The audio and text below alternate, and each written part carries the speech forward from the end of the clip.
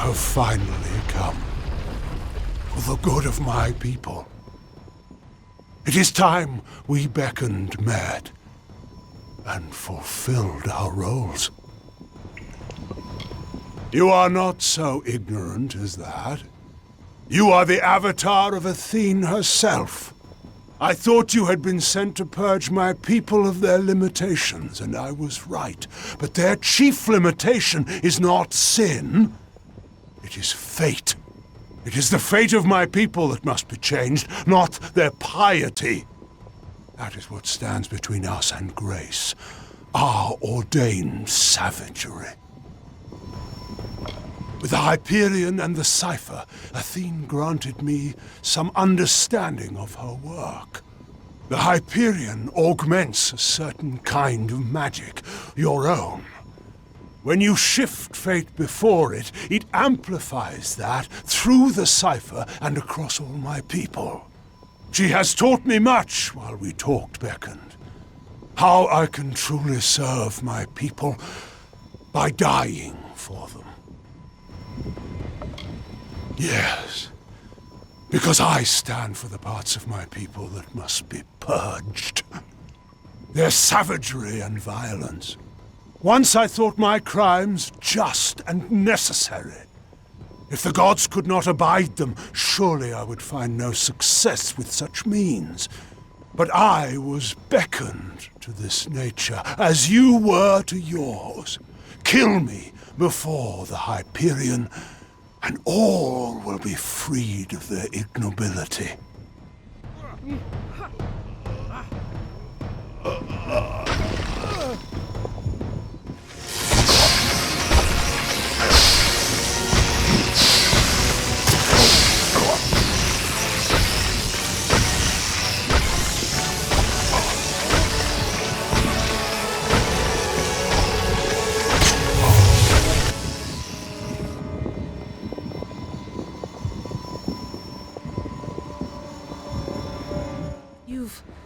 You've done it. Anakatos has been killed.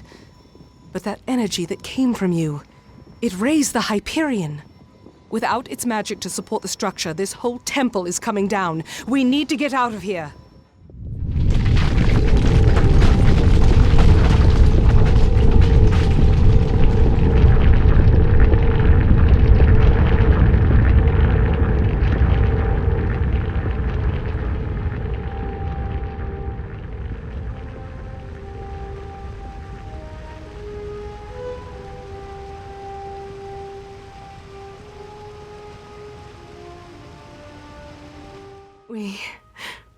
We made it. And you've seen what has happened. The Hyperion soars within our city. We can never thank you fully for your skill. You are fierce and quick as the Pteryx.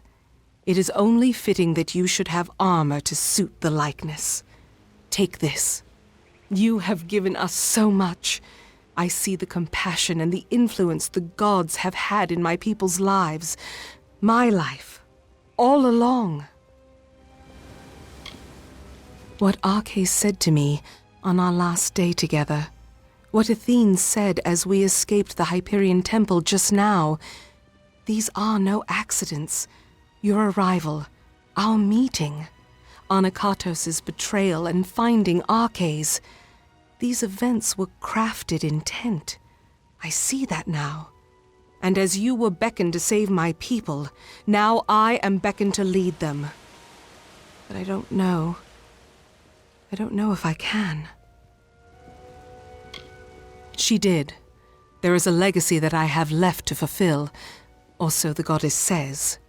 An old promise, but I mean to keep it. I may for a time, but only until there is one more suitable to lead. I have no taste for the office. But while I can, I should give this to you. No reward could truly thank you for your service, but we must try nonetheless. Now, let us return to the city together, beckoned. Let us see the fruits of your labor. The city, after all these years, is complete. we can finally cast off our robes of mourning, and we can celebrate the name of Athene. Whatever you may wish, Beckoned, you have done more for my people than might ever be said. Your path is your own, once more. What lies below is seen above. On this day, I see you. I am the Oracle of Idela Haladite, and I bear a message for you. A friend to the oracles, he kept the traditions of our people strong, but it might have been because he did not hear the gods as clearly. From a very young age, I understood things not clear to others. As I aged, I was offered guidance by our spiritual leaders, training my mind to accept the messages of the gods. This is how I am able to divine information to our people. Our gods have not forsaken us, as you have shown. The time of their absence in our lives is over. Do not doubt it.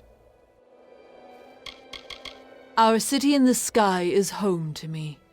I have walked these beautiful stones ever since I was just a little girl. We were chosen by the gods to shepherd their greatness throughout all of Amalur, but you will start us on that journey. They are colossi who have regressed beyond the point of saving. They seek savagery and oblivion only.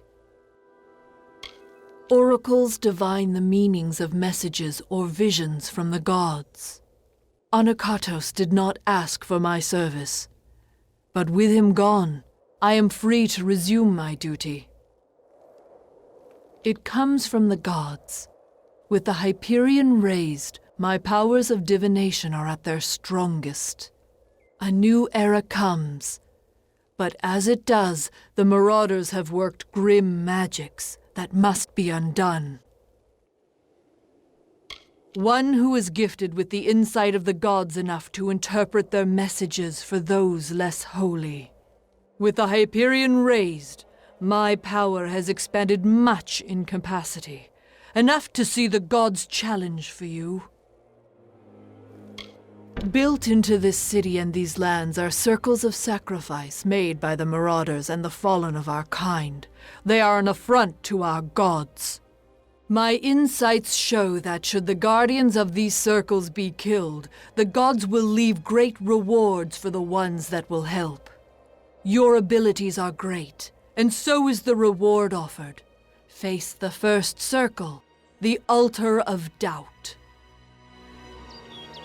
You will locate a sacrificial altar and dispose of the creatures that appear. They are the guardians of these circles. There are 3 sacrificial altars: the altar of doubt, the altar of betrayal, and the altar of regression. Return to me after you make a sacrifice at each one, and I will divine the location of a reward the gods deem fit for your labor. The altar of doubt is your first step in the journey. We must have faith in that which we cannot see or know to truly start to trust in our gods. In this time of jubilation, it seems a bit of a bet has gone around the city guard. I have heard of your prowess. Perhaps you wish to join in the competition. It takes a bit of daring and some stupidity. The bet is to see who can destroy the most Terex eggs. I pay for each egg you've destroyed. As long as I keep counting them, I keep paying. That's excellent. The guards will enjoy having a truly worthy challenger. I can reward you for each egg you've destroyed, but the true winners will smash many eggs before turning them in. They are scattered all over the teeth of Naros Beckoned. If you see some Terex around, that may be a good sign you are close by. Hark! That face! So soft and flush. It is none other. The hero of the festival. The harbinger of joy. The Beckoned has come in my hour of need. I'm preparing for a production of my latest masterpiece, The Humbled. With the city in revelry, there is no better time to launch the show. But I have been struggling to cast the performance, and it would be beyond sacrilege for me to do so when you are so close. Please, will you channel your divinity and tell me who Athene would have play my characters?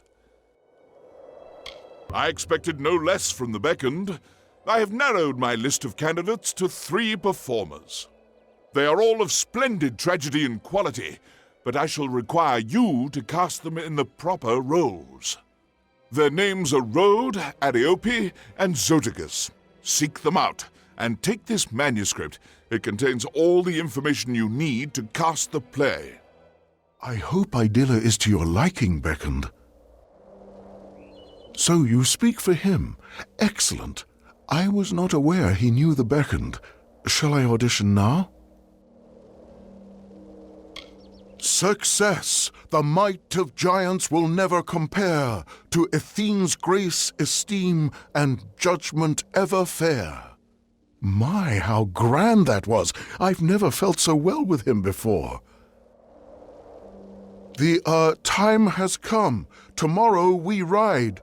To where do we ride? That is a good question. Let us, well, sleep on it. That was probably my best portrayal of him, I won't lie. Come at me, hero, and taste the sting of my blade. You mislead our people, I will end your crusade. A few kinks in that reed, I know, but I can work it out before the show easily enough. I'm sure the Beckoned is a decider worthy of his station. Whatever role you cast for me shall be the right one. You must be the Beckoned. Astonishing.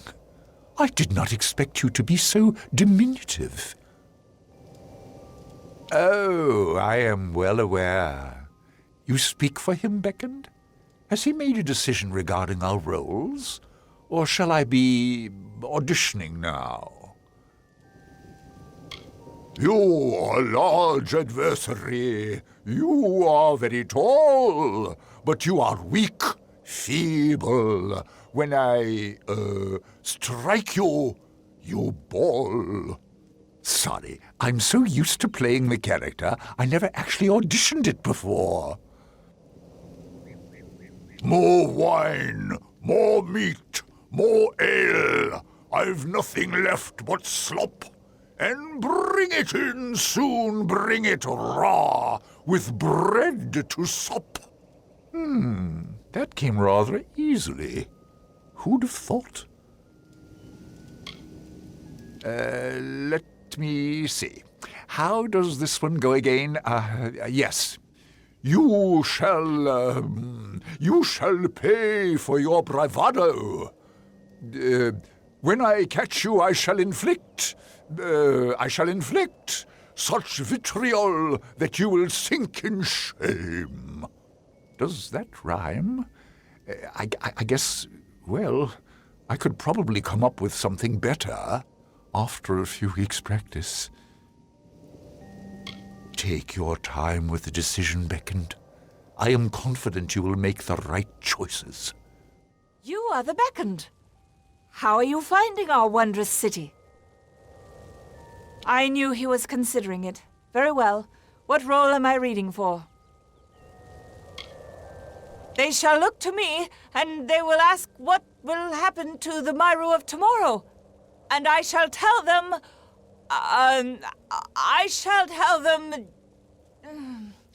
Well, you get the idea, at any rate. That was about what I expected. Destroy your adversary, hero. Split his head, like a melon in the sun, until he is dead? Dead! Yes, that rhymes. I've done it so many times. How could I have forgotten? Bow down, you pious ones. Your gods have left you weak. You clap on chains of faith, deserved by the meek. Rather fun, I must say. Wonderful. I shall await the casting results. You'll find the tragedians here, in the theatre. Excellent. Who have you cast in the role of the hero? Very well.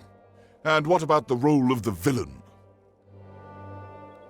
I would have done the same. Excellent. What about the role of the Jotun?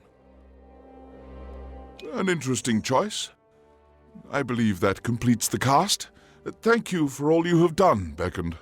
Beckoned, you're here! You cast the production wonderfully. Please, take this, just a small token of my appreciation.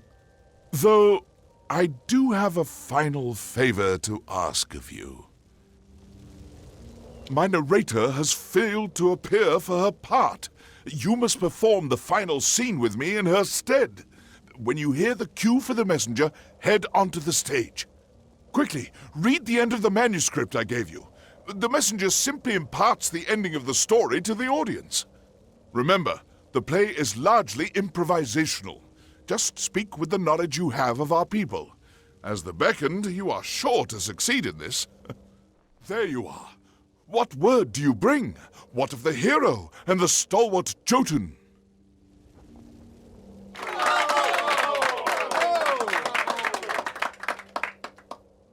You what? We cannot all choose our roles in life, messenger. Nor can we control the delivery of things as much as we'd like. What has happened to the Jotun?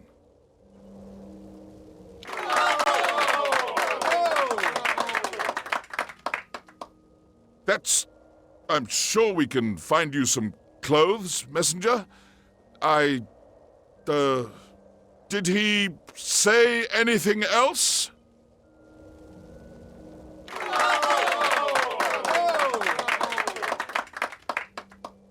Don't we all?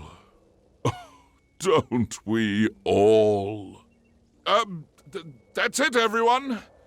Play's, well, over now. The end. I will admit, Beckoned, at first, I was enraged. I believed you had ruined my play. But the audience loved it.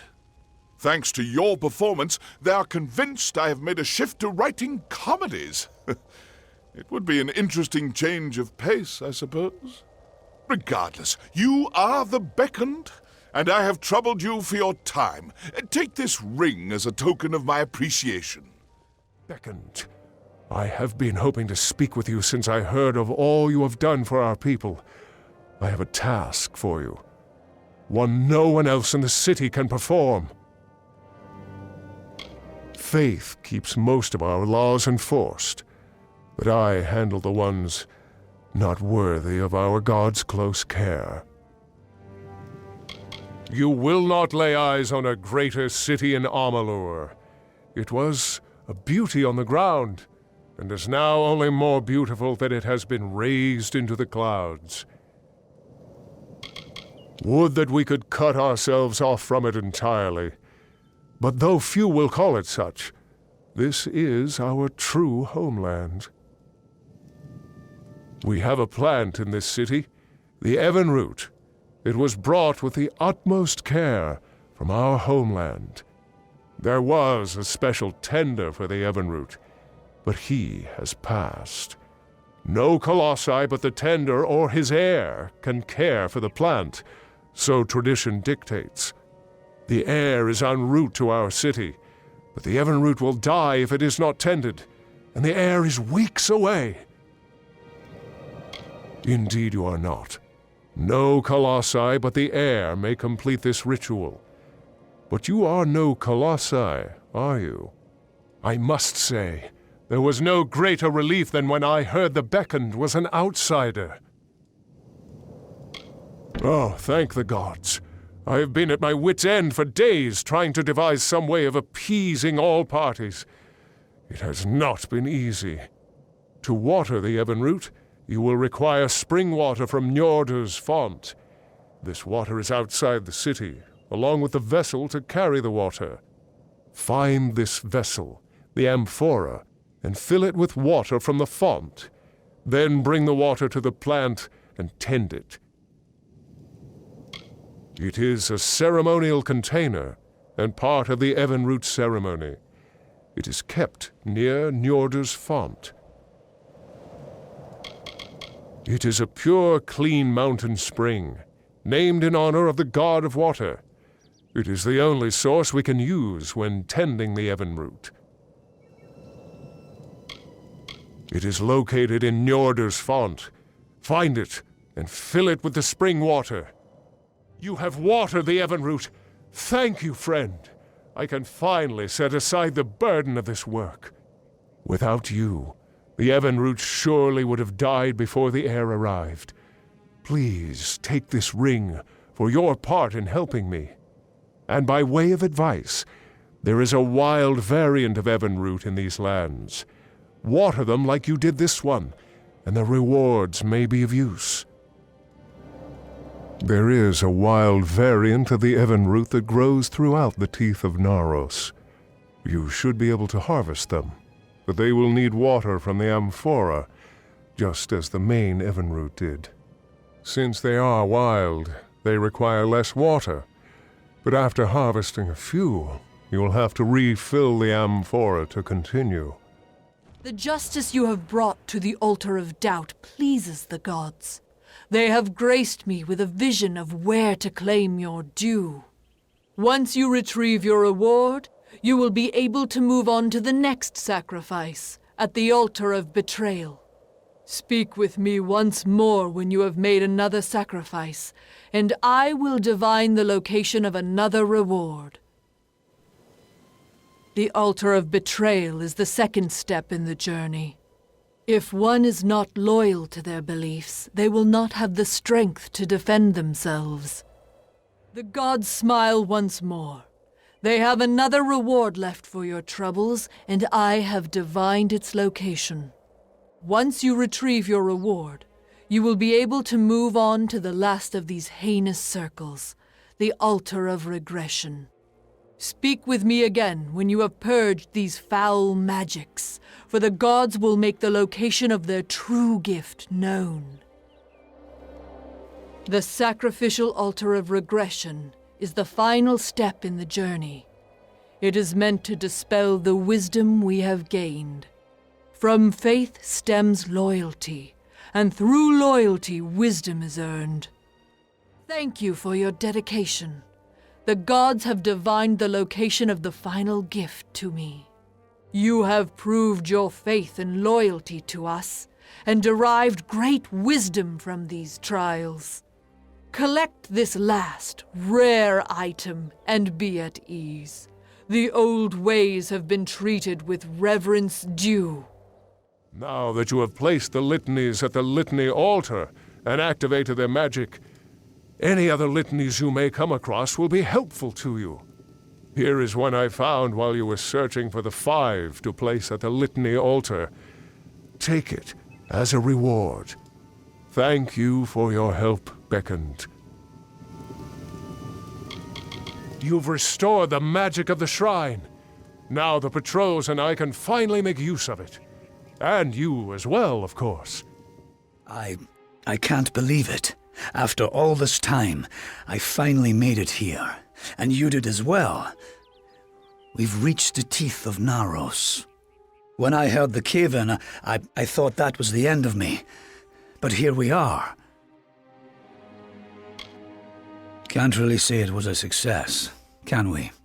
Cash ran off, and Sverre... But they knew the risks. We all did. Well, my wound's not exactly healed right. Not sure if I'm stuck with a limp for the rest of my life, but better this than the alternative. I've seen them. They're so close to stone, but they move like flesh. I haven't dared go any closer. When the wound heals, maybe then I'll try to make contact. But I'll wait for now. I can't believe this place. I've walked the dunes of Detir and the jungles of Cluricon, but I've never felt so small before.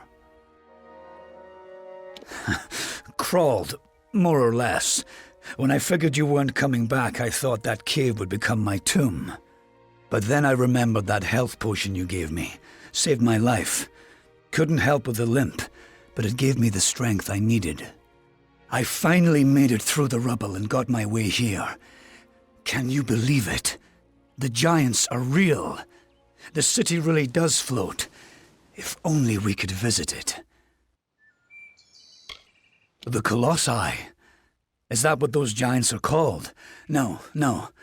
I've not gone near them. Nearly took my life to get here. Didn't see the point in getting myself killed already. What? You have? You must have some incredible stories. Tell me of your adventure. What happened here? I'm all ears. Be careful. Fascinating. All of it. This will make a grand tale. A grand story indeed. I've taken it upon myself to come up with a proper record of these lands. And you've given me a great start. Plenty of time to ruminate and write, with my wound and all. Here's the first draft of my work. What do you think? I've thought about it. When I get better, I'm going to walk these lands, see as much as I can, and when I'm through, I'll write it all down. The world should know the wonders of this place, so I'll make sure I'll write it all down. Interesting. You're not at all what I expected to find here. Oh, is that the name of this Fate Weaver? No, the Tuatha I was following killed him. I was hoping his corpse would give me an idea of why they were here. Now I know. They were hoping to find you. Knowing you, you're definitely involved. But something tells me I know you better than you knew yourself. Don't you remember me? I'm hurt. No time for introductions now. The Tuatha are still on the move. I'm certain that we'll see one another again. Soon. Arden's dead.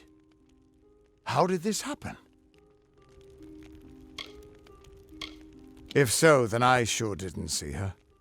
I was hoping to avoid this, but I think I'm going to have to take you to Delok. It's a sacred place to weave Fate Weavers. Somewhere that I was hoping to avoid. I was hoping Arden could take you, but I guess it comes down to me. No reason getting anyone else killed over it. Go, I'll meet you there. Once I give Arden a proper funeral. It's good you're here. I was beginning to think you were just something I saw in the bottle. Welcome to the ruins of Delok. Because for some reason, you can change fate. In here, I can get a glimpse of the whole of the weave and see where you should fit in. Yes, it doesn't look like much, but in these ruins lies the Theater of Fate, the ancient home of the Fate Weavers. Come with me. No telling what we'll find down there. He died before his time, but I can't imagine many tears will be shed for him. You tell enough futures and soon you won't have any friends left. Everyone thinks the immortal Fae are enigmas, but they've got it all wrong. The Fae are simple, far simpler than mortals. They never change. Even when their bodies die, they reform again, often years later. The Theater of Fate was once an Irathi stronghold. Mortals and immortals worked together to build a site of total understanding. Since then, it's been lost, rediscovered, and abandoned all over again. Mortals can't stand the knowledge, and immortals simply don't care. Ah, the warm and welcoming Fae of the Summer Court. They were the ones who welcomed man, Alpha, and Gnome into the Faelands. You'd hardly realize the Tuatha are the same sort of creature. The Niskaru are hideous creatures of chaos and corruption. They hated the Irathi, but unlike them, the Niskaru still stalk our world. Thankfully, they've mostly been driven back from the Faelands, but you still find a few lurking deep underground. It's the ruins of the Theater of Fate. This is where the first Fate Weavers learned how to read the weave. They left their wisdom behind in the Destiny Stone. I'm hoping that the stone will tell me who you are.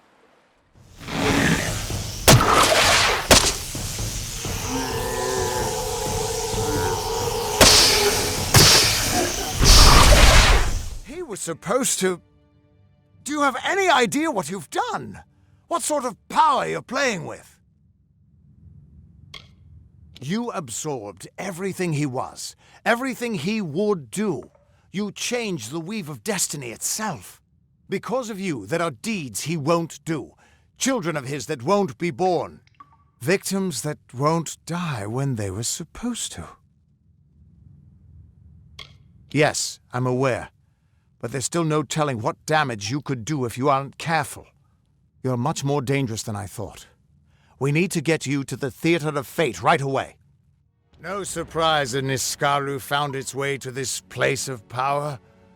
Everything about these ruins is dedicated to this room, and at the center of it all is the Destiny Stone. With it, the Fae taught the Fate Weavers the answers to the deepest mysteries of fate. Put your hands on the stone, and maybe we can find answers to your own mysteries.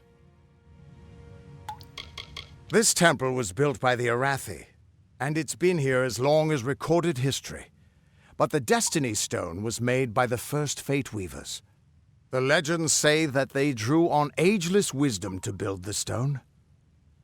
But with our order so scattered now, it hasn't been used in years. Just put your hand on the Destiny Stone. It'll show me where you fit into the tapestry of fate. The Destiny Stone came apart at your touch, and all around you the tapestry of fate, unweaving itself.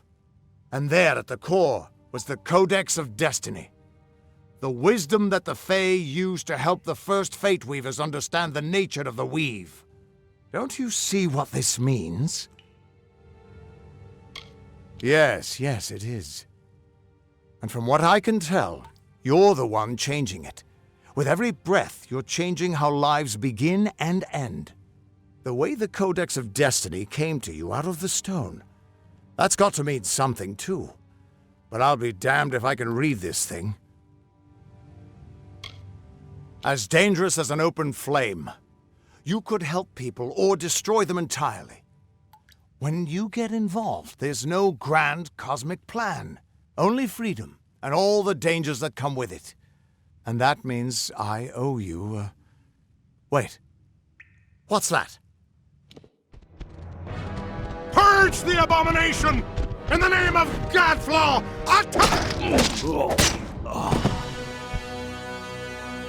I'm beginning to think that these Tuatha don't like you. Now why do you think that might be? After all, someone who can change the fate of the world, who wouldn't want you? I'm not sure, but they're very well informed about your location. They came straight here from Didenhill, but they're not nearly as interesting as you. Especially now that they're dead. Now it's my turn. Why are you here? Ha! Knowing the future is for fools. Who reads the end of a book before it's time? Save your attention for the present. Like that codex you found? Our scholars thought those were all gone from the world. But you're just full of surprises. Good luck understanding it. That's Fae knowledge. They don't even have a written language. The stone is simply embedded with what they know, unseeable to mortals. Why worry about the little fish when deeper waters hold the more interesting secrets? There's more to this than you understand. I don't have the answers for you, but I know someone who might. When you're ready, meet me at the House of Ballads. I'm sure the Fae would love to meet you. We can't trust her. Never met a Darkelfar who'd give me a straight answer, even with a sword at their throat. But she wasn't wrong about that codex. Just be careful doing anything she suggests. Meanwhile, we can't just ignore the Tuatha that are tracking you. We need to do something about them. She said they came through Didenhill, didn't she? They don't belong in these lands, so they probably left a trail wide as an Eden's backside. Meet me there, and we'll track them down. Maybe we can find out why they're after you, or at least how they can find you so easily. I've got some final rites to perform before I leave this place. It's your fault that I can't pay my tab, you know? I wasn't ever supposed to come back here in the first place. I've spent the last 20 years knowing what fate had in store for me, And then you... Damn it. I thought I had my life figured out. I know. It's just... I wasn't always the man I am now. In my youth, I was quite the warrior. I fought beasts the size of trees, was celebrated by mortals and fae alike. When I was initiated into the Fate Weavers, I thought it was a reward for my good deeds. The first time I saw my own fate, I realized it was nothing but a curse. My own death, of course. But not a hero's death as I had always dreamed. I was going to die alone and unknown, killed by an Etin and used for stew. It was a terrible end, but I knew it was part of fate's greater plan. Then you came and changed that future. You stole my part in the tapestry. I was at peace with knowing the worst. But what do I do now that there's nothing to know? You're right. My glory days don't have to be over, and as long as I'm around you, I don't know how my story will end. That means I've got to make sure you stay around in one piece. Maybe this old trinket from my youth will help. After all, I don't just owe you my life. I owe you my future. Why, I once tracked a Yeth of Avgrun on a moonless night by smell alone. Fey or not, I could have tracked those Tuatha sober. They've set up in a cavern north of town, complete with some way of scrying your location. That's how they found you so easily. I have a plan, but it'll take the both of us to work. These soldiers were sent out with one purpose: finding you and making sure you stay dead. Everything else, the Well, Arden, Hughes, have all been collateral damage. They're using something big to track you. They call it the Eyes of Tirnoch. Smash it, and they won't be following you anymore. The main entrance is heavily guarded and will require a strong attack.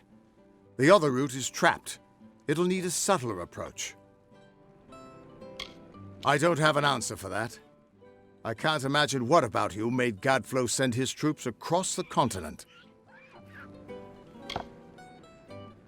Good, good. I'll charge in the front and get their attention. You slip in and smash the Eyes of Tirnoch. That way we'll make sure they can't escape to report back to whoever sent them here. And here I was beginning to think that you'd never show up. This is Glynel, Lawmaster of the House of Ballads. Give the Codex over to him, and he may have your answers. I'm a woman of many talents, and we're all taught that we must use our talents for the greatest good, right? The Codex of Fate is no simple lawstone. It's more subtle and complex than any mortal could comprehend. But a Lawmaster of Ballads may be able to interpret it. We are the charmed, the subtle, and the inspired. In happier days, we were the loftiest of the mortal races. We despise open war. But for decades, the Tuatha have been at war with us, pushing into our lands and forcing us to take up arms. For a long time, they were content to keep to their play of the summer and winter courts. Now we fight Gadflow and the Tuatha for our very existence. The Winter Court, or the Unseelie, embrace the destruction and decay of nature. They aren't evil, but they aren't exactly the best of friends. Normally they share power peacefully with the Summer Court. But since the Tuatha have seized power, there is neither peace nor predictability. The Tuatha are a radical sect of fae within the Winter Court, led by Gadflow and his insane rants about their new god. They've taken power and declared war on mortals. They use raw prismia to enhance their power, and their devotion borders on madness. But the most terrifying thing to the fae is simply the fact that their siblings have changed so completely. You haven't been around much, have you? The Tuatha have been pressing west from their home in Alabastra. Right now, they're only threatening my people. But if we fall, the Tuatha will turn their eyes to the other mortal races. The Summer Court, or the Seelie Fae if you prefer, embody the growth and energy of nature. but they can still be as aloof and uncaring as a brutal summer day. The current High King of the Fae is Titarian, the wisest of the Summer Court. While Gadflow has undermined the Winter Court, he tries to keep their cycle in balance. Titarian isn't quite what you'd expect from the High King of Summer, but he hasn't got the arrogance of his cousins, or their cheer. Ever since Gadflow killed the High King of Winter and started the war, Titarian has become distant and melancholy, and blind to the dangers around him. A close friend once told me, strive to be whatever you want to be. Fate might be a lie, but if it isn't, then worrying about it won't change a thing. Lionel's one of the greatest balladeers amongst the Fae, and the most learned lawmaster you'll find outside of Issa. And as it happens, he owes me a favor. The Fae do not have a written language, so their tales are their lifeblood, their history, and their future all in one. The House of Ballads is where they enshrine these legends and celebrate them time and again. We've known for a long time that Prismere crystals allow us to store and focus magical power. The gnomes use it in their grander inventions, when they can get it. But we have no idea how Gadflow got a hold of so much of it. It makes his Tuatha the most dangerous army I've ever seen.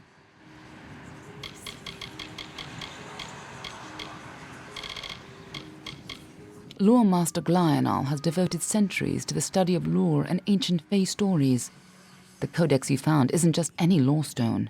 Just talk to him, and I'm sure he'll be able to shed some light on the issue. I was unaware that you were associated with Lady Shear. She speaks very highly of you. An occasion rare enough to be worth recording in its own right. But let's see this codex. Perhaps another of your tales will be written within. The fabled Codex of Destiny. When the Fate Weavers formed their order, our High King gave his own wisdom to assist them. To have such knowledge in your hands is a tremendous gift, but why did it reveal itself to you? If you had told me such a thing before your adventure with the Maid of Windermere, I would have doubted you. Now, I can make out some parts, but this is odd. The Codex speaks of an exception, a void, an end to the endless. This is simply too much. The High King would never pawn such absurdity off as wisdom. I'm sure you think it is. I fear you must have been taken in by a forgery. A perfectly created one, perhaps, but a forgery nonetheless. But this codex speaks of impossible things, changes to fate, death of the immortals, and other heresies. To ascribe these lies to the High King would be... I'm sorry, but I must ask you to take it away. I will have no part in these lies. He is an offense to our people. He upsets the natural order, and his war breaks the cycle. I will speak no more of him. Is there a meaning to it? Only its author could tell you. Lionel spends his life cherishing old stories, but show him something truly new, and he dismisses it. Tragic. First of all, we ignore this fool. Most Fae aren't comfortable with change, and you are certainly something new. I'm afraid that only one person will really be able to help us with the Codex, the High King himself. It will be difficult. His court is in the city of Issa. Very few mortals are permitted in its gardens. I do know one individual who can grant you permission to enter, but you'll have to meet him alone. Nirelem is a private person, and he carries a grudge against me, although perhaps person isn't the right word for him, nor is him. You'll find him in southeast Dalantoth at Caer Nirelem. Just head towards the giant tree, and, well, you'll see. That codex isn't just a complicated lore stone. It seems to tell a tale most Fae don't want to hear, and created by High King Titarian himself, no less. Interesting. You'll have to meet him on your own. I'd accompany you, but Nirelem and I have our disagreements.